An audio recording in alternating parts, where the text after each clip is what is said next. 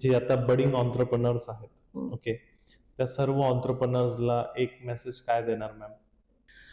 एक एंटरप्रेन्योर म्हणजे एंटरप्रेन्योरसाठी, बडिंग एंटरप्रेन्योरसाठी माझा एक मेसेज आहे की एक कंपॅरिझन करू नका आणि कॉम्पिटिशन पण करू नका.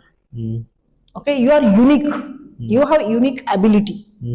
सो व्हिजनरी राहा, पॅशनेट राहा, ओके, आणि कन्सिस्टन्सीनी काम करा. वन मोर मी गोष्ट सांगू इच्छिते सगळ्यांसाठी, तुम्हाला कॉम्पिटिशन करण्याची गरज नाही. सध्याचा ट्रेंड ना B2B चा आलेला आहे. कोलॅबरेशन मध्ये जा. आपण दोघं एकमेकांना कसे मदत करून मोठे होऊ. 1+1 2 होत नाही, 1+11 होतं किंवा 111 पण होतं. हा माइंडसेट जर घेऊन काम केलात ना, तर आपल्याला कॉम्पिटिशनची भीती बाळगण्याची काहीच गरज नाही. We will have abundance.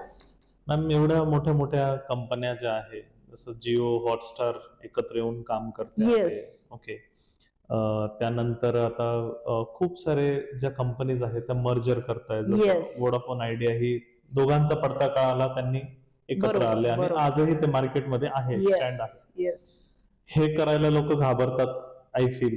So ते करायला हवं आणि पुढे जायला पाहिजे, रॅदर दॅन व्हॅनिश होण्यापेक्षा. एक्झॅक्टली. कारण विक्रम, आपण लहान असताना पासून आपल्याला ते काठ्यांची, एकीचं बळ ही गोष्ट का शिकवल्या गेली? कारण देर इज अ स्ट्रेंथ. आपण एकत्र आल्यानंतर पण लोकांना काय आहे की माझंच पोट भरत नाही तर मी तुला कसं देईल. त्यापेक्षा आपण दोघं एकत्र आलो, तुझी स्ट्रेंथ माझी स्ट्रेंथ, म्हणून मोठमोठ्या कंपन्या मर्जर, ॲक्विजिशन, टायअप्स याच्यानीच मोठ्या होतात. आणि हाच माइंडसेट घेऊन जर तुम्ही बिझनेस मध्ये आलात ना, तर एक तर तुम्हाला इन्फ्रास्ट्रक्चर पण एकमेकांचं वापरता येतं, बरोबर, आणि दोघेही मोठे होऊ शकतात. So come together and grow together.